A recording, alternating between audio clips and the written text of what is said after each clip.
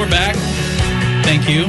Thank you for sticking around. And you're listening to WDCC 90.5 FM.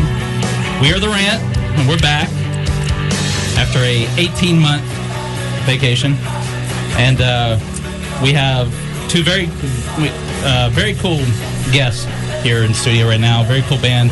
Joining us today are Aslan Freeman and Mike Kane from Unifier, whose debut album, Colorado, hit the shelves last week. Very positive reviews in the music land. Frontman guitarist Aslan is a Sanford native, son of a guy known around here these parts as Bill Freeman. He's kind of the guy that helps run our show. And drummer Mike Kane, I believe you are also from Sanford, and you guys will be, according to your website, you're playing in Charlotte on Friday, Wilmington on Sunday, back in Raleigh at Deep South, the bar on Monday. So if you're interested in catching a show, they're going to be playing a lot in these coming weeks. So guys, we're very happy to have you, and I'm going to give you the proper applause here. And it doesn't work. Yeah. There it is. Okay. Slowly but surely. All right. Good job, Kevin. Sounds like the biggest crowd we've ever had. I know. Guys, thank you so much for being on the show. Aslan, Mike, welcome to the Rant. Thank you so much. Thanks for having us. Yeah, great to be here. We wanted something big for the return, and you guys seem to be really hitting it big right now. And I was very excited to hear the album. I think it's awesome, and I'll start with a new album.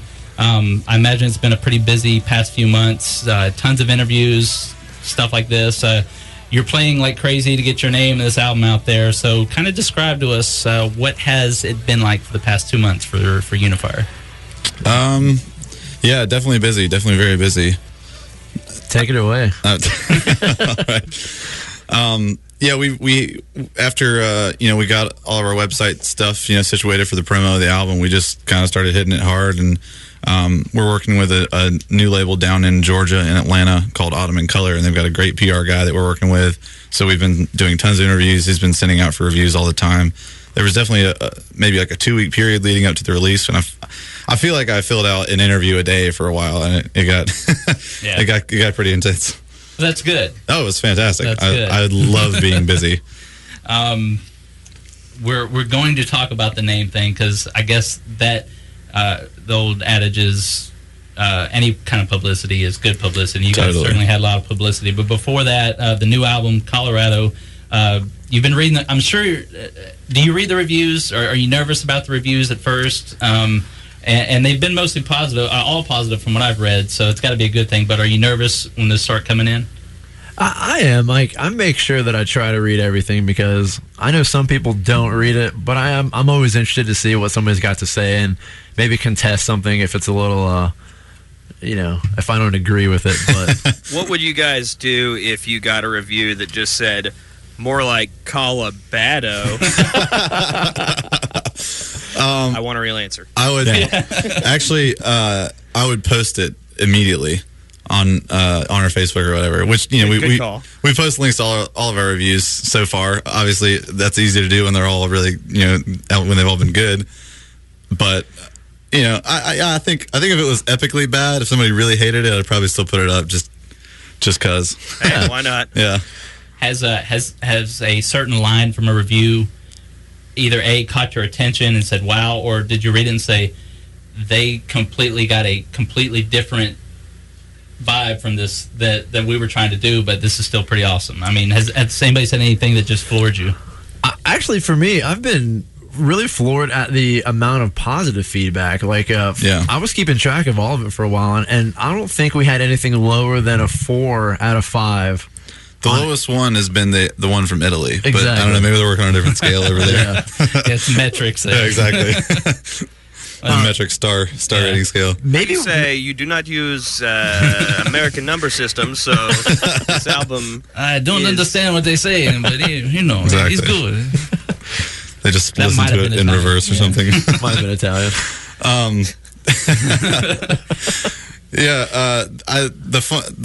The most entertaining line to me that stuck out, I think, is I think it might have been from the first review we got. Somebody said the drums sounded hollow. and that just cracked me up because they are hollow. And they meant it well, though. No, I don't. I think it was negative. I think they were saying it didn't sound good to them. Mine are full of cement. Yeah, exactly. Porridge, Gordon, porridge. It's a messy experience, but a delicious one. Absolutely. So the album is Colorado. I'm going to put it in front of the camera here for those of you watching it in the comfort of your living room here. It's got a piece of tape on it, but Billy, you get the idea. Yeah. Where's the big frame? It's called Colorado. Explain the reason behind the name. I read somewhere that you just always wanted an album called Colorado, and so what better reason? Yeah, that would be good enough, I suppose. I've been planning on naming something that I put out Colorado for a long time, just because I took this trip out west when I was younger. It was a really fantastic experience, and I just remember as soon as we got to Colorado, I was like struck by how beautiful of a state it was, and it reminds me the most of North Carolina for not being North Carolina, especially on the West Coast. It's much greener than a lot of other states out there, and it kind of made me appreciate North Carolina more when we got home because the two became so connected in my head. But I just remember there's a moment we were taking a break for lunch from the drive and sat down. I found this little spot by a river, and I was reading some letters and stuff I had from friends and family, and kind of thinking about stuff. And when we were writing the new record, I was just kind of looking through the lyrics and thinking about what they were about and everything. And I felt like I could trace a lot of it back to kind of that moment and that time when I was thinking about all that stuff in Colorado. So I figured it would be appropriate. I'm looking at the album cover, and I always like to try to find symbolism or something hidden in it. One thing that stands out is of all the lettering here, the A in Colorado is italicized. Yes. Any reason behind that? Our bass player is a graphic designer, so he does all our photos and artwork, and I think that was just a fun typeface thing that he came up with. Thought it looked nice. Yeah. Cool. You have a single on here called Colorado. What comes off as making that the right name for the album? I mean, you always wanted something called it, but what did you decide? That's the album. Right. Yeah. Again, going back to that, the time on that trip, most of that specific song, of the song Colorado, right, that's pretty much just about that moment for me. And then, like I said, on top of that, when I was looking through a lot of the other lyrics, like the themes, what I was writing about, kind of some of the thoughts and opinions that I was coming up with for the lyrics, all, again, just focused right back to that. Some changes that I'd made personally, as far as my personality or, just how I've grown as a person since then. And that was just a running theme through all the songs. So I wanted to kind of pay tribute to that and go ahead and name the album that. Yeah. And so when you go to your band mates and you say, is it like, we're naming this, and throw whiskey at them or something? Or is it like... I just shove. Whatever, I think pretty much for this, I think Aslan came to everybody and was like, guys, we're going to call it Colorado. And we're like, cool, man. Yeah. You write the lyrics, though. Yeah. I know Mike and Luke, Mike and Chris, we've all been in the band together for a long enough time that it's an idea that's been floating around for a while, and everybody was kind of aware of it. And then once we had the song Colorado about a year ago, I think when we wrote that, maybe a year and a half, once that came out, it kind of just became like an apparent choice. We actually talked about naming the EP Colorado, but we ended up holding off on it. Okay. So we're, of course, going to talk about the Future Ghosts thing, and for those of you who are unfamiliar, you were once Future Ghosts. That was the name of your band. Oh, yeah. And Yes. Shortly before coming out with this album, you receive a cease and desist letter from, and I'll say the word because I know you're going to probably be more democratic, but it was a pretty crappy band out of Chicago that I read hadn't performed in a while, and they pretty much told you that they're Future Ghosts and you're not. We all know how it ends because you're no longer Future Ghosts, but from what I read, though, you could have fought it. You probably could have won. Mm-hmm. You decided not to. Why the decision, and what went behind the band name Unifier? The decision was kind of came from a few things. First of all, if we'd fought it would have been a really long, drawn-out process, and it would have absolutely affected when we were releasing this album, which we already pushed back the date and really didn't want to move it back any further. Beyond that, all of our websites were down, so we weren't even able to post anything. Even if it didn't go to court, it would have taken long enough to just work out with the other band how we're going to move forward. that still would have affected it. And ultimately, after it had been a few days of us kind of battling with the internet monsters and, talking to our friends, and we played a couple shows over the weekend, so we had a lot of time in the van to just kind of talk about it, and we realized we were like, do we even really want this name anymore? Right.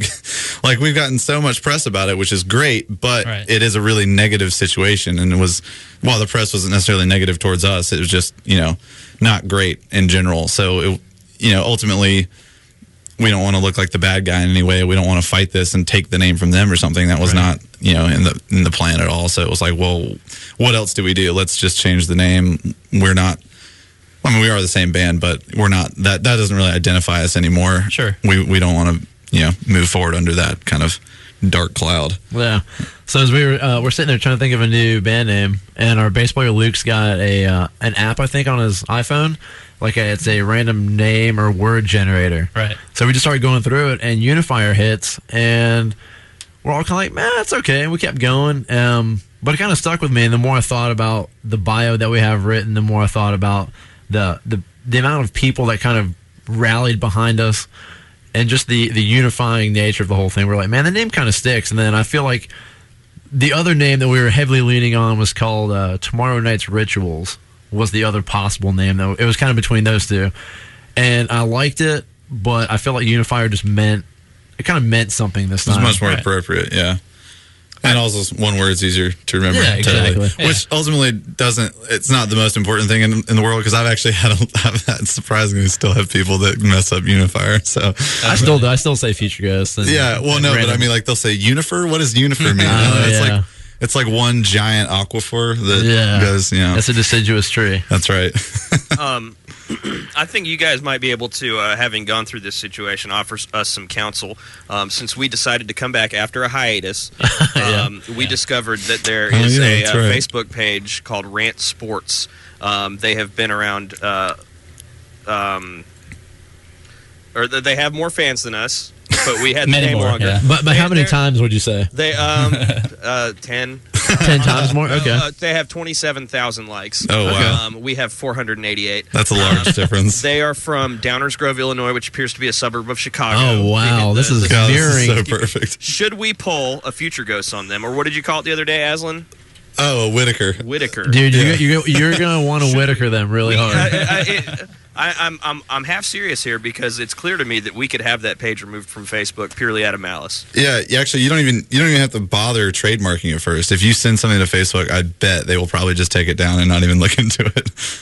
I kind of like it, because I'm never going to meet these Rant Sports guys. Yeah, I know. Watch. Do they ever just go by the Rant, though? I don't know. We could probably say that they do. Yeah, I mean, Gordon, I have news for you, though. What? I kind of stole our name from another rant. I'm never talking to you.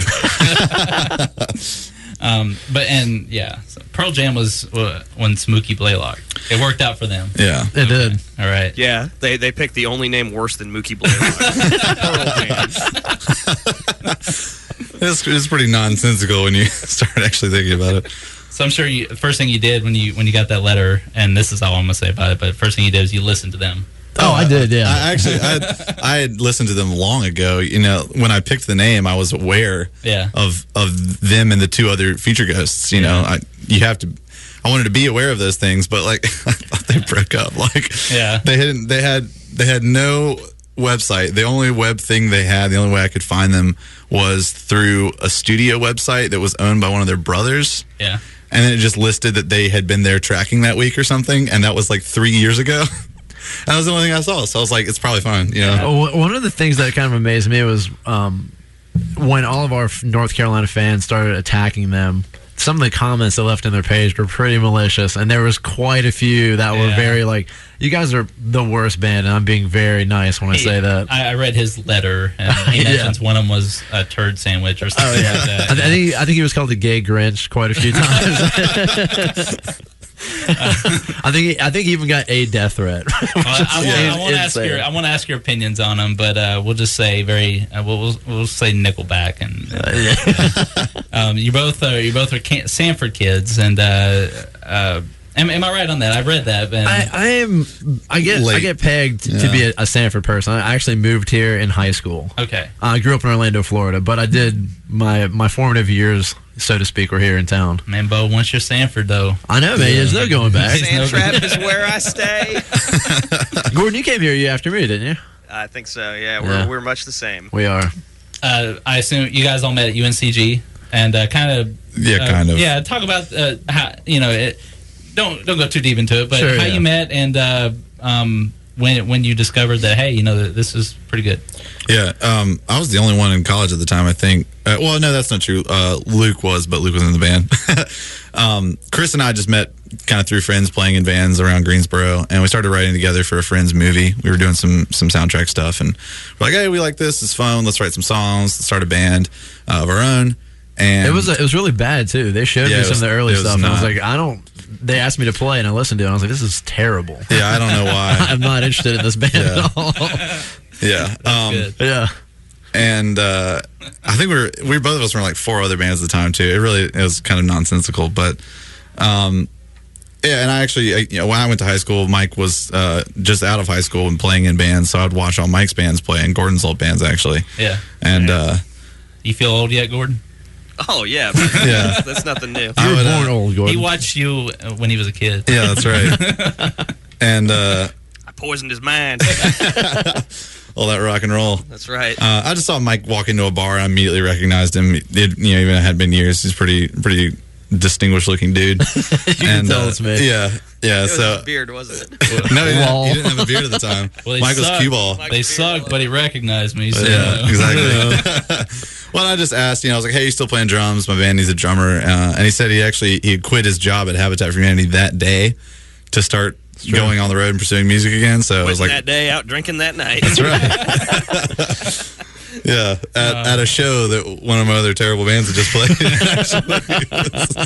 He just kept drinking. Oh, God, when would it stop? Well, they walked in right after we finished playing. Perfect time. Yeah, exactly. But yeah, and then we met Luke, our bass player, just around North Carolina. Again, he played in another band for a while that we would play shows with, and we needed somebody to help us out on a longer tour. We had the bass player we had playing with us couldn't do it, so Luke hopped on and hasn't hopped off yet. Yeah. Very cool. It doesn't hurt to have a dad, and again, Bill Freeman, who is a big part of this show, who has his own production equipment. Exactly. That doesn't hurt, does it? I've been really lucky to always be able to record whatever I'm doing and hear how bad it is. He said something weird to me before the show. He put his arm on my shoulder and called me the son he never had. Oh, that is strange. I wonder if you had any comments about that. I don't know. Maybe they adopted me. A lot of statewide shows coming up in the next few weeks. I mentioned a few of them. If you go to Unifier Band or UnifierMusic.com. Yeah, that's the website is music. UnifierMusic.com. Yeah. And it's got a list of your shows. And I saw on Facebook just yesterday and the day before you guys were listing further shows. So when this little North Carolina kick is done, where are you guys heading? First thing is to the Northeast. We're going up to around Massachusetts, Connecticut area and back down. That's going to be in mid to late March. We're starting around the 13th and going until pretty much the end of the month. And I saw another thing you posted on Facebook. It was cool. You posted a photo of a line showing up for one of your shows, and I think you wrote underneath that this is the first for us. Yeah, that was actually... What's that feel like? It was our CD release show, and there were probably 30 kids outside. Man, I was waiting in line to get in, and we're like, that's really cool, man. There's people actually waiting 30 minutes to an hour before the show starts to watch us. Nice. Yeah, it was really fun. It was really exciting. So you're going to play a lot of shows. You're getting your name out. How long before you start thinking Colorado Part 2 or whatever the next album is? At least a year, probably. Okay. Before we look into recording. Yeah, I mean, I've never been in a band that had to sit on music and play the same stuff for so long, and that's something I've had to get used to because I've always been in smaller bands that was always, hey, we just wrote a new song, let's play it, because we were constantly turning over new stuff, and now it's more like, hey, well, we actually kind of need to sit back and wait a little bit. So yeah, like let's practice and nail down these songs. Okay, we've got about 3 more minutes left. Gordon, did you have any parting shots? I'm just curious. This question isn't really formed very well in my head, but I guess talk about what it's like. Disabuse people of the notion that being a rock in a rock band is easy. I mean, you've got a few shows a week, and then you've got you're probably not making money hand over fist just yet. No. So talk about what that's like to be poor. To be a young person and to be in the spotlight to some degree, but have to go home and kind of make your way. Eat sandwiches. Yeah. I mean, it's to the point where I had to whittle everything down. You have to decide how bad you want it. If you want it bad enough, like I have no bills, I have no girlfriend, I have no wife, I have no animals, I have no mortgage. I've had to. You barely even have belongings. I know. I have a bag of clothes. Yeah, you've got a bag of clothes and a car. Yeah, I had to whittle it down to that to be able to do this. We were actually living in Greensboro all together for a while, and Chris had his room with his stuff, and I had my room with my stuff. And you walk into Mike's room, and there's a sleeping bag on the floor, and then shoes lining the walls. Yeah. It's really awesome. I've had that same room before. Oh yeah, I actually had a mattress on the floor, though. Oh really? Yeah. You were That's a step up. Dude. Actually though, we had some of those blow up air like sleep not big air mattresses, but like the just the pads, camping the camping pads. Swimming to. Yeah. I just gave Mike one of those we had laying around. So you have to blow it up every morning. After. Pretty much, yeah. You fall asleep on it, you wake up on the floor. Yeah. That's exactly what it is. Yeah. I've done that. But yeah, it is a ton of work for not a lot of return, especially early on. So we're hoping, that'll change in the next year or so as we try to push really hard to move forward. And it seems like things are starting to shift now, which is exciting. But I spend pretty much every hour of every day on the computer doing something related to the band. Like either answering emails, updating Facebooks, uploading things, checking stores, Yeah, it's a ton of work. And then you have to be creative on top of that and how to present yourself to people. I got to not be too tired at the end of the day to write more songs and record them, and that's a whole nother process. So, well, I think we are just about out of time. Anything you want to promote? Your album, your website, of course, and upcoming shows. I know you're playing in Raleigh on Monday, correct? Yeah. Actually, everything Colorado dropped on all the major online retailers. If you could, please go to iTunes and check our stuff out. And if you do and you like it, please leave us a comment. And if you do and you send us your email address, we will gladly send you some B-side tracks, which we'd love to have you listen to. We've got a B-side that we're just giving away through email right now for people that rate and review the album on iTunes. Okay. So that's really important. And you guys are very active in the social networks. It's fun following you guys. Awesome. A lot of behind-the-scenes stuff, too, and I think people enjoy that as well.